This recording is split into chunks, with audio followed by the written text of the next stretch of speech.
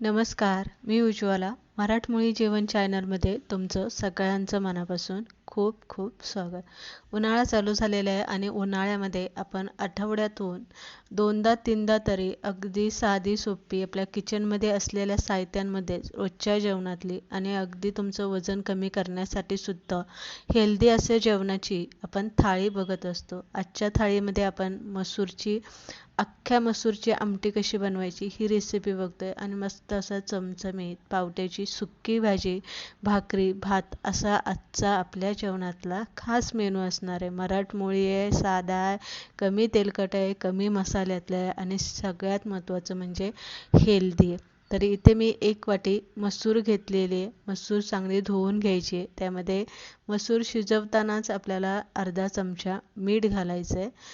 कडधान्य तुम्ही कोणतेही शिजत घाला, त्यामध्ये मीठ घालून आवर्जून ते शिजत घालायचे, म्हणजे अळणी जी चव असते ती कमी होते.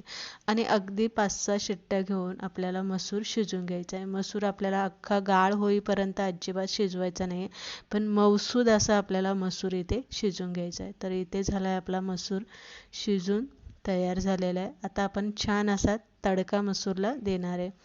2-3 पळ्या आपल्याला यामध्ये तेल घालायचे. समजा तुम्ही इथे 5-6 लोकांसाठी जर जेवण बनवत असाल तर आपल्या ज्या छोट्या मापटं असतं तेलाचं, ते 3 मापटी तुम्ही इथे तेलाची घातली तरी चालेल किंवा 2 घातली तरी चालेल. तेल गरम झालं की त्यामध्ये जिरी मोहरी घालायची, खडा मसाला घालायचा आहे, दालचिनी, तमालपत्र, लवंग, काळी मिरी, विलायची आणि कढीपत्ता आणि बारीक चिरलेला कांदा यामध्ये घालून घ्यायचा आहे. ठेचलेला लसूण आवर्जून आपल्याला जेव्हा आपण अख्खा मसूर बनवतो तेव्हा ठेचलेला मसूर आवर्जून घालायचा आहे. कांदा परतेपर्यंत मी इथे पावटा सोलून स्वच्छ धुवून घेतलेला आहे. थोडासा पावट्यामध्ये सुद्धा मीठ घातलेलं आहे आणि पावटा अगदी आपल्याला 3-4 शिट्ट्या घेऊन शिजवून घ्यायचा आहे.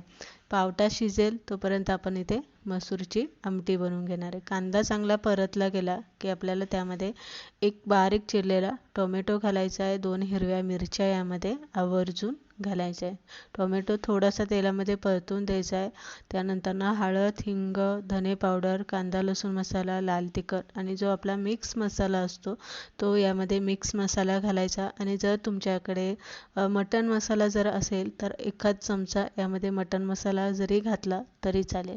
थोडंसं पाणी घालायचं आहे आणि व्यवस्थित मीठ घालून घ्यायचं 1 चमच्याभर. मसाला व्यवस्थित हलवून घ्यायचा आणि झाकण ठेवून चांगलं तेल सुटेपर्यंत आपल्याला हे शिजवून घ्यायचं. 5-6 मिनिटानंतर आपलं चांगलं शिजलं गेलेलं आहे. इथे तुम्ही बघू शकता छान तेल सुटलेलं आहे. कांदा टोमॅटोसुद्धा चांगला असा बारीक झालेला आहे. पळीने थोडंसं आपल्याला असं मोडून घ्यायचं म्हणजे टोमॅटोचा चांगला गाळ होतो.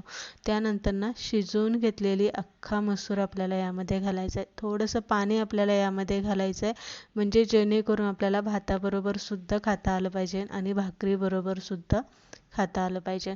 पाणी घालून घेतलं की व्यवस्थित आमटी इथे हलवून घ्यायची आणि एक खळखळून अशी एक उकळी काढायची. उकळी आली की 5-6 मिनटं असंच बारीक गॅस करायचा आणि आमटी उकळती ठेवायची, म्हणजे मसाला व्यवस्थित शिजला जातो. सगळ्यात शेवटी बारीक चिरलेली कोथिंबीर घालायची आणि इथे मात्र आपल्याला गॅस बंद करायचा आहे. तर ही झाली आपली अख्ख्या मसूरची आमटी बनवून तयार झालेली. आता आपण घेणार आहे पावट्याची भाजी बनवून.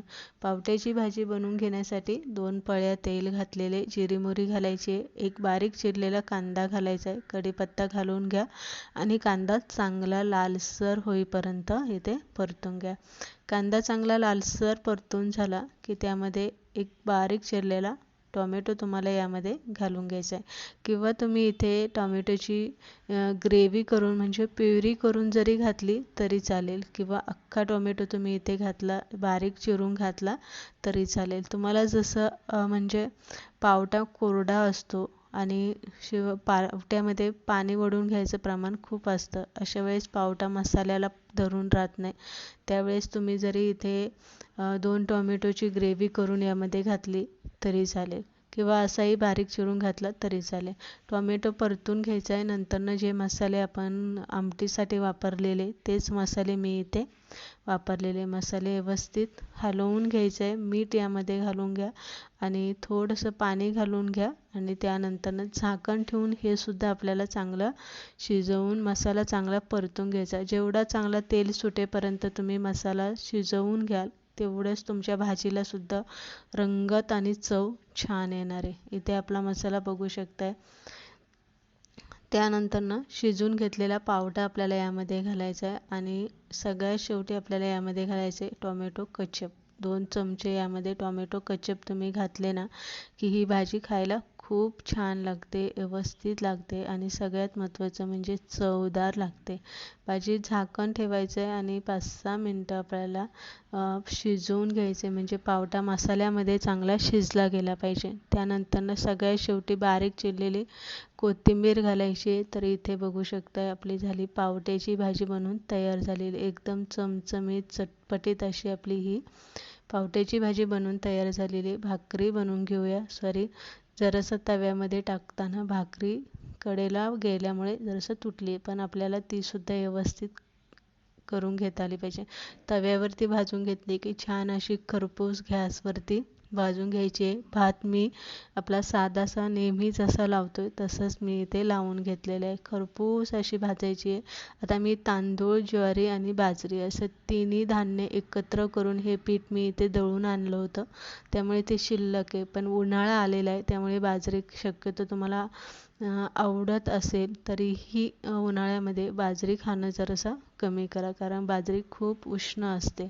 इथे बघू शकता आपली मस्त घट्टसर दाटसर अशी आपली अख्खा मसूरची आमटी बनवून तयार झालेली आहे. चमचमीत अशी पावट्याची भाजी आपण इथे बनवून घेतलेली. तोंडी लावायला कांदा, टोमॅटो, सॅलड अतिशय महत्त्वाचं आहे आणि उन्हाळ्यामध्ये नेहमी तुम्ही सॅलड खात जा. भात लावून घेतलेला आहे, गरमागरम भाकरी. अशा पद्धतीने आज आपली रोजच्या जेवणातील हलकी फुलकी साधी आणि मस्त अशी थाळी बनवून तयार झाली.